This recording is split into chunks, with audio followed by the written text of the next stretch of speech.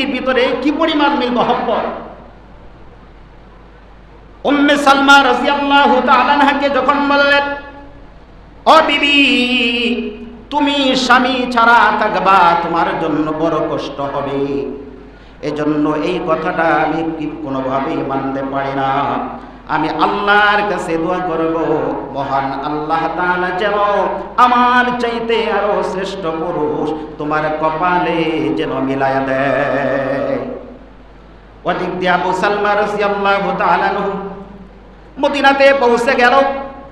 আর বিবি উম্মে সালমা রাদিয়াল্লাহু তাআলা আনহা আর তার যে সন্তান আছে, সন্তান বাবার জন্য কাঁদে।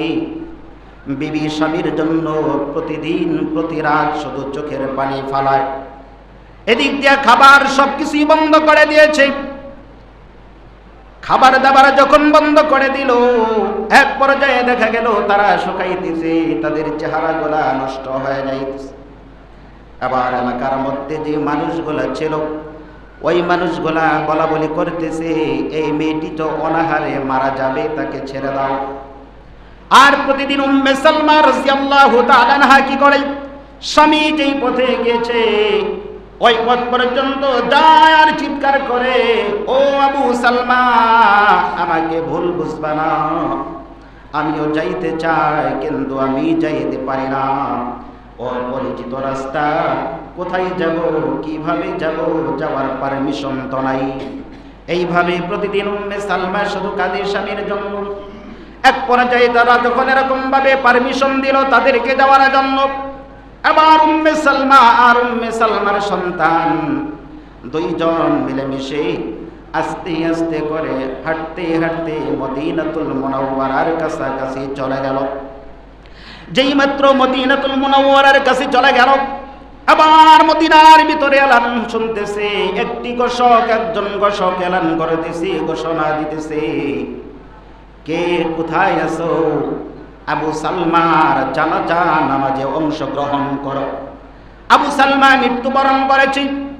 ঘোষককার যখন এলান করতেছে, এই আওয়াজ যেই মাত্র উম্মে সালমা রাদিয়াল্লাহু তাআলা আনহার কান পর্যন্ত পৌঁছে গেল, উম্মে সালমা কাঁদতেছে আর বলতেছে, ও ঘোষক, এই ঘোষণা তুমি করো না, এই কথা আমি বিশ্বাস করি না। আবু সালমা মারা যাইতে পারে না। আবু সালমার জন্য আমার সন্তান আর আমি কত কষ্ট করে মদিনাতে চলে আসতেছি, আবু সালমার মরণ হইতে পারে না। মানুষদেরকে জিজ্ঞাসা করে, কোন আবু সালমার মৃত্যু হয়েছে?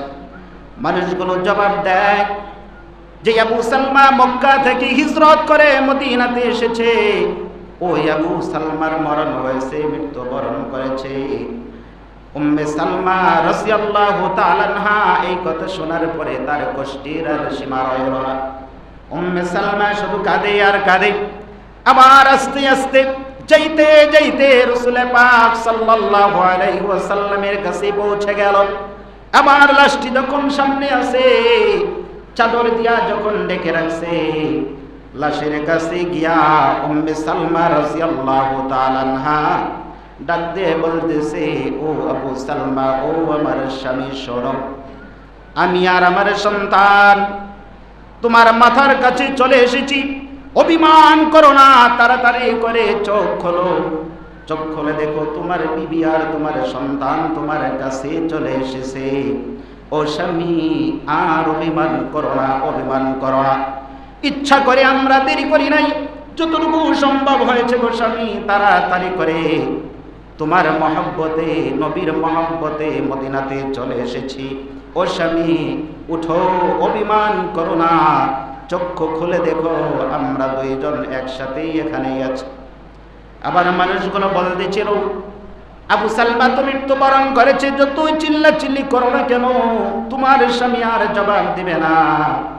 সন্তান বাবাকে বারবার ডাক দিয়ে বলে, বাবা চোখটা খুলে দেখো, আমি তোমার সন্তান তোমার কাছে চলে এসেছি। কিন্তু বাবা তো আর জবাব দেয় না। এক পর্যায়ে আল্লাহর বান্দার কাফন দাফন শেষ হয়ে গেল।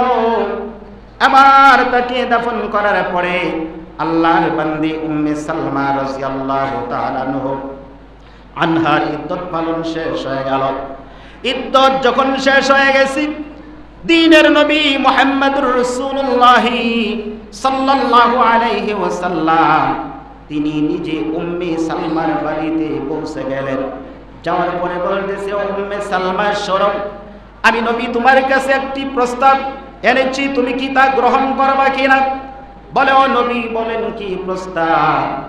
এবার নবী ডাক দিয়ে বলে, উম্মে সালমা গো শোনো, আমি নবী তোমাকে বিবাহ করতে চাই, আমি নবী বিবাহের প্রস্তাব এনেছি, বলো তুমি রাজি আছো কিনা? সুবহানাল্লাহ।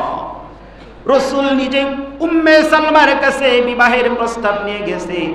উম্মে সালমা রাদিয়াল্লাহু তাআলা আনহা বলে, না না ইয়া রাসূলুল্লাহ, ইয়া হাবিবাল্লাহ, এই প্রস্তাব আমি গ্রহণ করতে পারি না। কারণ হলো আমার অভিমান করার অভ্যাস, মাঝে মাঝে আমি গুসা করতাম, রাগ করতাম, বারবার এগুলা করতাম। আবু সালমা আমার অভিমানগুলো বারবার ভাঙাইতো।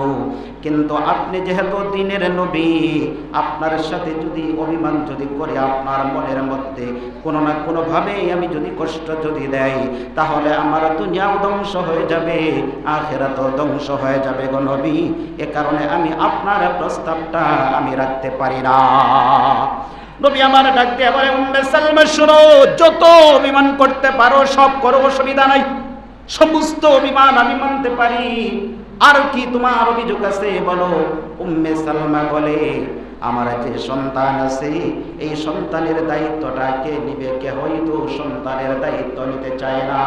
নবী বলে, হ্যাঁ হ্যাঁ, তোমার সন্তানের দায়িত্বটাও আমি নিয়ে নিলাম। সুবহানাল্লাহ। ওই যে স্বামী দোয়া করেছিল, আমি যদি তোমার আগে মারা যাই তাহলে আমার চাইতে আল্লাহ তাআলা তোমার জন্য যেন আমার চাইতে শ্রেষ্ঠ পুরুষ যেন মিলায়া দেয়, এ কারণে স্বামীর দোয়া আল্লাহ তাআলা কবুল করেছে। সুবহানাল্লাহ। আবু সালমা আর উম্মে সালমা আর বর্তমানের স্বামী স্ত্রীর অবস্থা যদি মিলায়া দেখেন, স্বামী যদি কাজে যায় বেগম বাড়ি থেকে বদদোয়া করে। কত মানুষের মরণ হয়, জালেমটার যদি মরণ হইতো তাহলে আমি আরেক বেটার সাথে যাইতে পারতাম, কারণ চরিত্র ভালো না আমাদের। নিজের বউ রাখার পরেও আরো 5টা মেয়ের সাথে লাইন মারে, নিজের বউয়ের সাথে কোনো সম্পর্ক নাই, আরেকজনের সাথে বেশি সম্পর্ক। এগুলো কেন? এই কারণে আপনি যেমন ফাঁকি দেন, আপনার বেগমও আপনাকে ঠিক ওরকম ভাবেই ফাঁকি দেন। আপনি মনে করেন আমি বাহির থেকে এটা সেটা করি, আমার বেগম বুঝবে না, জানবে না, ঠিক আপনি ডিউটিতে যাইতেছেন, আপনার বেগমও ঠিক আপনাকে ওরকম ভাবে ফাঁকি দিতেছে। তো এই জন্য স্বামী স্ত্রীর ভিতরে যদি মিল মহব্বত হয়, ওই পরিবার ওই ঘরটা জান্নাতের বাগানে পরিণত হয়। আর দুনিয়ার মধ্যে আসমানের নিচে জমিনের উপরে এই ফাঁকা জায়গার মধ্যে যত রকমের মূল্যবান সম্পদ আছে, সবচাইতে শ্রেষ্ঠ দামি মূল্যবান সম্পদের নাম হলো নেককার নারী। নেককার নারী, আমরা তো নেককার নারী চিনি না। সপ্তাহে সপ্তাহে পার্লারে যাবে, এটা করবে সেটা করবে, আকাম কুকাম করে এখানে যাবে ওখানে যাবে, মানুষের সামনে তার সব কিছু দেখাবে। এটারে মনে করি না এই বিবিটাই তো ঠিক আছে, মডার্ন যুগের মডার্ন নারী নাকি? কয়েকদিন পরে দেখবেন আসলে এগুলো আমাদের নিজেদের দোষ। বিবিকে এমনভাবে সাজগুজ করায়া জনগণের সামনে নিয়ে যাওয়ার পরে পরবর্তী আরেকজনে দেখে বলে অমুকের বউটা অনেক সুন্দর। এই যে সুন্দর বলছে, এরপর থেকে শয়তানে তারে খুশা, তার সাথে কিভাবে সম্পর্ক করবে, কি করবে না করবে, বিভিন্ন রকমের প্ল্যান করে এক পর্যায়ে এই সংসারের ভিতরে অশান্তি বিরাজ করে। কে বলেছে আপনার বেগমকে আপনি পার্লারতে সাজাইছেন, আপনার ঘরের ভিতরে তালা দিয়ে আটকায় রাখেন? আপনার টাকা দিয়ে সাজুগুজু করেছে, এটা দেখার অধিকার একমাত্র আপনার। আপনার টাকা দিয়ে সাজুগুজু করতেছে, আরেক বেটা দেখে মজা নিতেছে, এর চাইতে নির্বুধ, এর চাইতে বেকল আর কই আছে? আমরাও মনে করি আজকে তো অমুকের বাড়ি দাওয়াত আছে, যদি বেগমদারে ঠিকঠাক মতো সাজায় যদি না দিয়ে যায় তাহলে কেমন দেখা যায় নাকি? টাকা দিলেন আপনি, সব কিছু করলেন আপনি, ভালো ভালো শাড়ি আছে, এই মহিলাদেরও দোষ আছে, এরা স্বামীকে খুশি করার জন্য সাজুগুজু করতে চায় না, এরা সাজুগুজু করবে আরেক পুরুষকে দেখানোর জন্য। এই কারণে পরিবারের ভিতরে অশান্তি। জামাই আসছে বাহির থেকে, মনে করেন যে কোনো কাজে থেকে আসছে, আপনার বেগম যদি খুব পরিপাটি হয়ে যদি থাকে, সুন্দরভাবে যদি থাকে, বাসায় আসার পরে দেখে আপনার ভিতরে অটোমেটিক একটা শান্তি বা ভালো লাগবে আপনার ভিতরে। আর আসছেন, আসার পরে মনে করেন এক গ্লাস পানি চাইছে, পানির প্রয়োজন, দেখেন এমন নোংরামি করে আছে, কালি টালি মাখাইয়া আপনার দেখা বাহির থেকে যতটুকু কাজ করার পরে রাগ না হয়েছে, এর অবস্থা দেখে আপনার ভিতরে রাগের মাত্রা হচ্ছে। তো এই জন্য স্বামী স্ত্রীর ভিতরে যদি মিল মহব্বত থাকে, আর বর্তমানে তো আসলে এই পর্দা পুশিদা এগুলা না থাকার কারণে হুজুররা যখন বয়ান করে এক একজন মানুষের ভিতরে চুলকানি লাগে, হুজুরের কি বয়ান করে এগুলা। হুজুররা যখন বলে চাচতো ভাই, মামাতো ভাই, খালতো ভাই, দেবর, বিয়াই, এদের সাথে মেলামেশা করা যাবে না, এদের সাথে সঙ্গ দেওয়া যাবে না, তখন মনে করে হুজুরের কি বুঝে, আমার বিয়াই, আমার বিয়াইন আছে, চাচতো বোন, খালতো বোন, এদেরকে নিয়ে যদি একটু ঘোরাফেরাই যদি করতে পারি তাহলে চলবে নাকি। দেখেন না এক পর্যায়ে কি হয় এগুলা, কিছুদিন পরে দেখবেন অঘটন ঘটে গেছে, তখন চিন্তা করে হাই হাই কি হয়ে গেল। হুজুররা তো আগেই বলছে ১৫০০ বছর পূর্বে নবী মুহাম্মদ রাসূলুল্লাহ সাল্লাল্লাহু আলাইহি ওয়াসাল্লাম যেগুলা বলেছেন, প্রত্যেকটা কথার মধ্যে মানুষের ইহকাল পরকালের ভিতরে শান্তি, প্রত্যেকটা কথার ভিতরে, প্রত্যেকটা সুন্নতের ভিতরে, প্রত্যেকটা ফরজের মধ্যে। আমরা মানি না বিদায় কপালে অশান্তি আসে, যখন অশান্তি আসে তখন হুজুরদের কাছে যায়। এই যে বর্তমানের যে প্রেক্ষাপট চলতেছে বিভিন্ন জায়গাতে, ঠান্ডা মাথায় একটা বিষয় বোঝার চেষ্টা করেন। বিবাহ শাদী মনে করেন, বিবাহ শাদীর মধ্যে টাকা পয়সা লেনদেন, গেট ধরবে, পালারতে সাজাইবে, বউ আসবে, জামাই টাচ করার আগেই ভিন্ন পুরুষে তাকে কোলে ধারণ করবে, কোলে উঠায় নিয়ে যাবে, গায়ে হলুদ দেওয়ার সময় ভিন্ন পুরুষে আগে তার শরীরের মধ্যে হলুদ লাগাই দিবে। অর্থাৎ যা আছে ইয়াহুদি আর হিন্দুদের প্রথা সব পালন করবে, সব। আচ্ছা, সব কিছু আপনি হিন্দুদের প্রথা পালন করার শেষে সর্বশেষ যখন কাজী সাহেব বিবাহ পড়াইয়া দিবে, উঠাইয়া দেওয়ার আগে হুজুরে ডাক দেয়, হুজুর একটু দোয়া করে দেন, মাইয়ারা উঠাইয়া দিতেছে। আচ্ছা, এত কিছু ইয়াহুদি আর খ্রিস্টানদের অনুসরণ কইরা সর্বশেষ এই মোল্লা বেটার এই মোনাজাতে জাররা পরিমাণ কোনো লাভ হবে না, জাররা পরিমাণ কোনো লাভ হবে না।